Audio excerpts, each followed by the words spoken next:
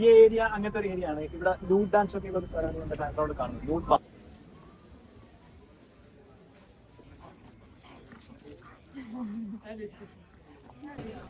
Best Indian of Indian first one is Muniyandi ghat. ഇത് louvre മ്യൂസിയത്തിന്റെ സ്റ്റോപ്പാണ്. നമ്മൾ അടുത്ത പോകുന്നത് മ്യൂസിയത്തിലേക്കാണ്. ഈ സ്റ്റോപ്പിൽ പോലും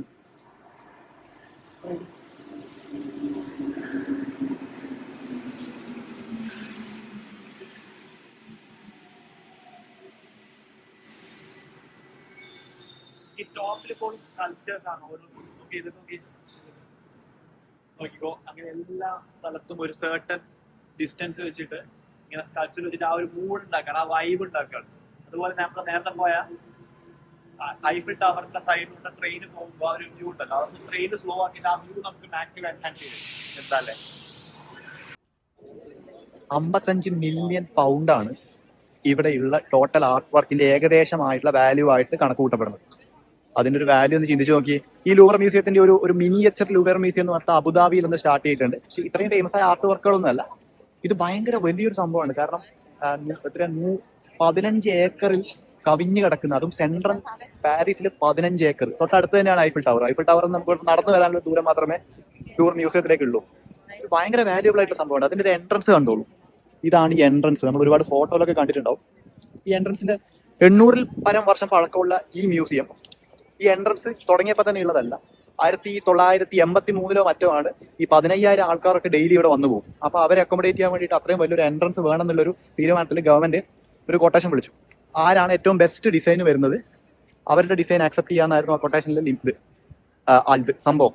അപ്പോൾ അങ്ങനെ ആ കൊട്ടേഷനിൽ വന്നത് ഒരു ചൈനീസ് അമേരിക്കൻ ഒറിജിൻ ആയിട്ടുള്ള ഒരു ഡിസൈനറാണ്. ആ ഡിസൈനാണ് നമ്മൾ ഈ കാണുന്നത്. പിരമിഡിന്റെ ഷേപ്പിലുള്ള ഗ്ലാസ് ഡിസൈൻ. ഇതൊരു ഭയങ്കര അട്രാക്റ്റീവ് ആയിട്ടുള്ള സംഭവമാണ്. ഈ ഒരു സംഭവത്തോട് നന്നായിട്ട് ബ്ലെൻഡ് ചെയ്ത് നിൽക്കുന്നുണ്ട് ഈ ഗ്ലാസിന്റെ എൻട്രി. 15,000 ആളെയൊക്കെ ഉൾക്കൊള്ളാൻ പറ്റുന്നല്ലോ. പക്ഷെ ഇതിന്റെ ഉള്ളിൽ വലിയ പ്രശ്നമൊന്നുമില്ല. കാരണം 8 മൈലോളം നമുക്ക് ഡയറക്ട്ലി നടക്കാനുള്ള ദൂരം ഇതിനുള്ളിലുണ്ട്. അപ്പൊ എത്ര പേരെ ഇതിൽ കൊള്ളുന്നു നമുക്കറിയാലോ, ഊഹിക്കാൻ പറ്റുമല്ലോ. അത്രയും പേരെ ഇതിലൂടെ ഉൾക്കൊള്ളിക്കാനുള്ള സൗകര്യമുണ്ട്. പിന്നെ ഇതിനുള്ളിലുള്ള ആർട്ട് വർക്കുകൾ നമുക്ക് ഫേമസ് ആയിട്ടുള്ള സംഭവം മൊണാലിസയാണ്. ലിസ ഗെരേഡിനി എന്ന് പേരുള്ള ഒരു ലേഡിയുടെ പിക്ചർ വരച്ചിട്ട് ഡാവിഞ്ചി വരച്ചത് ഇവിടെ അവരുടെ ഹസ്ബൻഡാണ് ഇവിടെ കമ്മീഷൻ ചെയ്തിരിക്കുന്നത്. അതിൽ നമുക്ക് ആർട്ട് വർക്കുകളിൽ താല്പര്യമുള്ളവർക്കൊക്കെ അതിന്റെ സ്പെഷ്യാലിറ്റിയും കാര്യങ്ങളൊക്കെ നോക്കാം. എനിക്കതിനെപ്പറ്റി വലിയ ഐഡിയ ഇല്ല സത്യം പറഞ്ഞാൽ. എനിക്ക് ആർട്ട് അത്രത്തോളം താല്പര്യമുള്ള ഒരു വിഷയമല്ല. പക്ഷേ ഇവിടെ പാരീസിൽ വന്ന സ്ഥിതിക്ക് ഈ മ്യൂസിയത്തിൽ വന്നില്ലെങ്കിൽ വളരെ വലിയ നഷ്ടമാവെന്ന് വെച്ചിട്ട് വന്നതാണ്. ശരിക്കും പറഞ്ഞാൽ ഓരോ ആർട്ട് വർക്കും 30 സെക്കൻഡ് വെച്ച് നോക്കുകയാണെങ്കിൽ 105 ദിവസം കണ്ടിന്യൂസ്ലി കവർ ചെയ്യാൻ മാത്രമുള്ള വലിപ്പമുള്ളൊരു മ്യൂസിയമാണിത്. ചിന്തിച്ചു നോക്കിയാൽ 105 ദിവസം നമ്മൾ ദിവസം 24 മണിക്കൂറും നടന്നിട്ട് ഓരോ പിക്ചറും ഓരോ ആർട്ട് വർക്കും 30 സെക്കൻഡ് ഒബ്സർവ് ചെയ്യുകയാണെങ്കിൽ എന്നാൽ മാത്രം നമുക്കിത് കംപ്ലീറ്റ് ചെയ്യാൻ പറ്റും.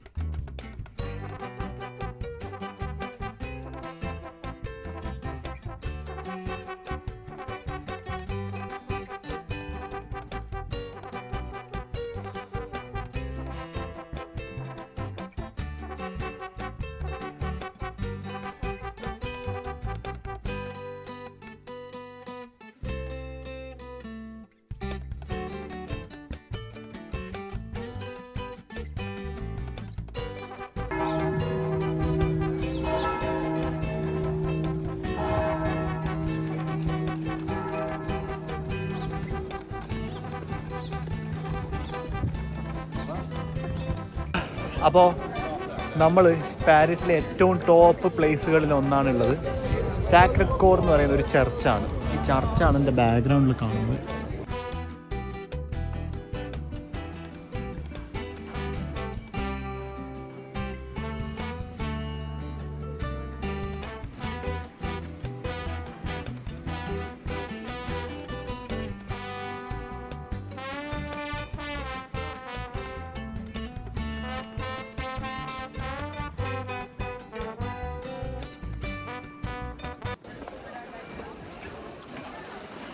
മൊത്തം ലോക്കലാണ്. പാരീസിലാണ്. ലോകത്ത് ഏറ്റവും കൂടുതൽ ടൂറിസ്റ്റുകൾ വരുന്ന സ്ഥലങ്ങളിൽ ഒന്നാണ് പാരീസ്. എനിക്ക് തോന്നുന്നു 1ാം സ്ഥാനത്ത് ഇപ്പോൾ പാരീസ് തന്നെയാണെന്ന് തോന്നുന്നു, ലേറ്റസ്റ്റ് റിപ്പോർട്ട്. താഴെ നോക്കി, നമ്മൾ ഇത് വഴിയല്ല വന്നത്, ഇത് സ്റ്റെയർ കയറി വരുന്ന വഴിയാണ്. It's very deep. ഇവിടെ നോക്കിയാൽ ഐഫിൽ ടവർ കാണാൻ പറ്റും. പാരീസിൻ്റെ ഒരുവിധം എല്ലാ ഹൈറ്റുള്ള സ്ഥലങ്ങളിൽ നോക്കിയാൽ ഐഫിൽ ടവർ കാണാൻ പറ്റും.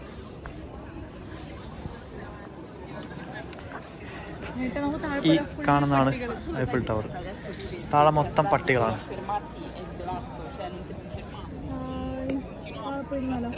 താഴെ പോയിരിക്കുകയാണെങ്കിൽ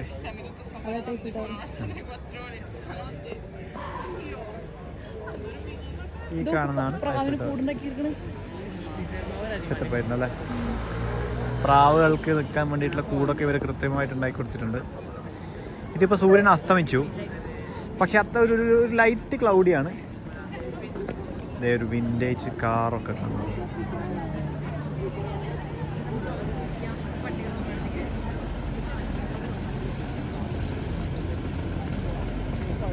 ഈ ഒരു ബാക്ക്ഗ്രൗണ്ടിൽ ആ കാറ് ഇത് പൊളിച്ചു. അത് സിട്രോണിൻ്റെ വണ്ടിയാണ് കേട്ടോ.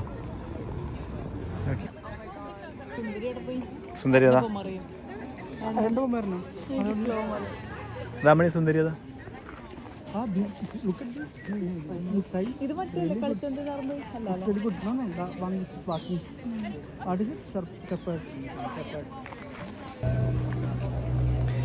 ഇവിടെ നമ്മൾ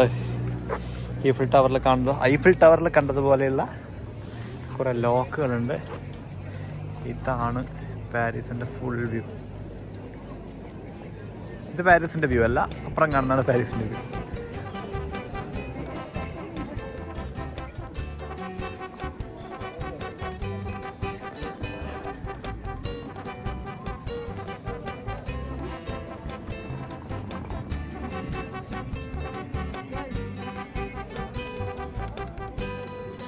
ഇവിടുത്തെ നൈറ്റ് വൈബാണ് കേട്ടോ ഇത്.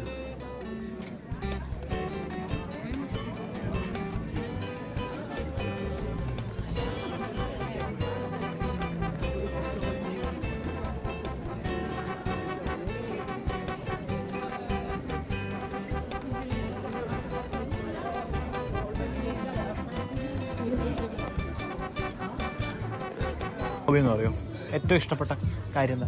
വെറുതെ ഇങ്ങനെ ഓരോ കടകളിൽ കയറുക, എന്നിട്ട് അവിടെയുള്ള സാധനങ്ങളൊക്കെ മേടിക്കാൻ എന്നുള്ള ഒരു ധാരണയിൽ നമ്മൾ വെറുതെ അലഞ്ഞിരിക്കും. ലാസ്റ്റ് അവർ നമ്മളെന്തോ കട്ടെടുക്കാനാണെന്ന് വിചാരിച്ച് പിന്നാലെ വരുമ്പോൾ നൈസായിട്ട് കടയിൽ നിന്ന് ഇറങ്ങി പോവുക, എന്നിട്ട് അടുത്ത കടയിൽ കയറുക. അതാണ് എൻ്റെ main hobby. You like it? അതാണ് ഇതുകൊണ്ട് എന്നിൽ ആകർഷിച്ചത്. വലിയ ഇഷ്ടപ്പെടാൻ കാരണം ആണോ? തുറന്നു പറയൂ ഏട്ടാ. ഹൗ ഇസ് തൊപ്പി? ഉള്ളിക്കറിയാൻ വരും.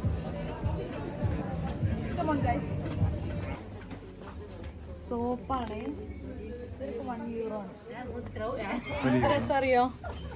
ഭയങ്കര ക്യൂട്ടായിട്ടുള്ള സോപ്പ്. ആ സോപ്പിന് മറ്റേ സോപ്പിന്റെ കളേഴ്സ് നോക്കി. എല്ലാം വേണം. ഈ ഷോപ്പ് ഒരു ഡിഫറെന്റ് ഷോപ്പാണ്. ഇതൊക്കെ സോപ്പാണ് കേട്ടോ. മൊത്തം അവിടം വരെ സോപ്പാണ്. ഭയങ്കര ക്യൂട്ടല്ലേ? നോക്കൂ സോപ്പ്.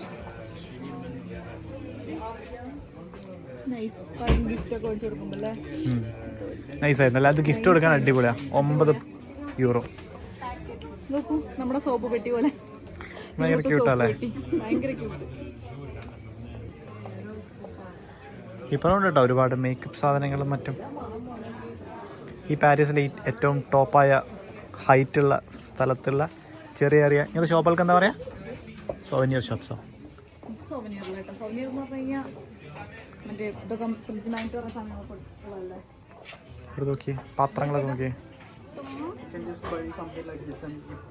അടിപൊളി മണം.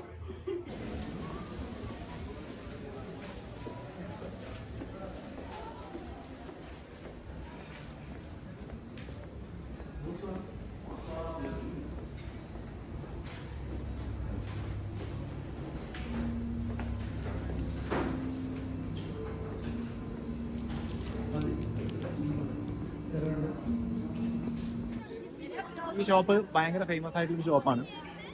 നമ്മുടെ ഇപ്പം വന്ന ടൂറിസ്റ്റ് അടുത്തുള്ളതായതുകൊണ്ട് നമ്മുടെ ഇവിടുന്ന് കഴിച്ചു. ഇത് ഭയങ്കര മാക്രോൺസ് ഭയങ്കര ഫേമസ് ആയ ഒരു പാരീസിലെ ഷോപ്പാണ്. ഭയങ്കര ടേസ്റ്റ് ഇതാണ്. ഇവിടെ പല ഫ്ലേവേഴ്സ് ഉണ്ട്. മാക്രോൺസ് എന്ന് പറഞ്ഞാൽ നമ്മുടെ ഈ ഫ്രാൻസിൽ ഡെസേർട്ട് ഐറ്റംസിൽ ഒരു ഫേമസ് ആണ്.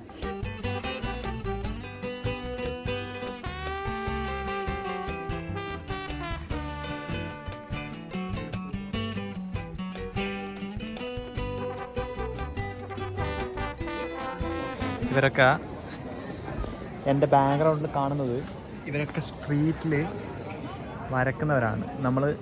നമ്മുടെ ഫോട്ടോയോ അല്ല നമ്മൾ മുന്നിൽ നിന്ന് കൊടുത്താലോ അവർ നമ്മൾ അതുപോലെ വരച്ചു തരും. ഭയങ്കര ബ്യൂട്ടിഫുള്ളായിട്ട് വരക്കുന്നുണ്ട്. പെൻസിൽ ഡ്രോയിങ്ങും ഉണ്ട്, ഓയിൽ പെയിൻറ്റിങ്ങും ഉണ്ട്. ഇവരൊക്കെ ആർട്ടുമായിട്ട് ഭയങ്കര ഒരു റിലേറ്റഡ് ആയിട്ട് ചെയ്തിരിക്കുന്ന ആൾക്കാരാണ്. ഇവിടെ നിന്നുള്ള വ്യൂ നോക്കി, ജസ്റ്റ് 1 സെക്കൻഡ്, ഒരു അടിപൊളി വ്യൂ ഇട്ട് വിടുന്നു.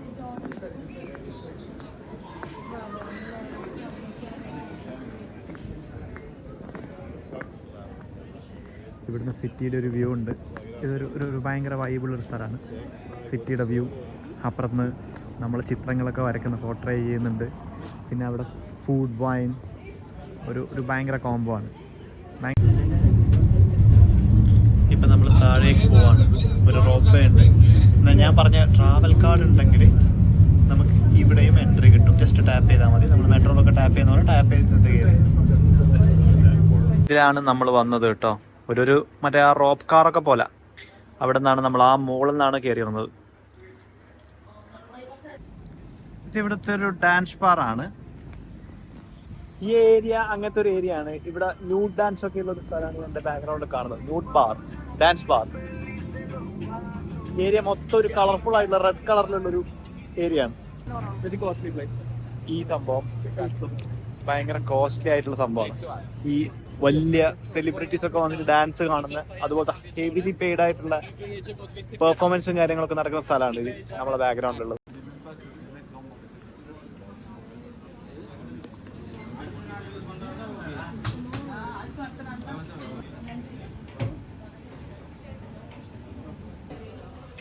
Best Indian restaurant in Paris.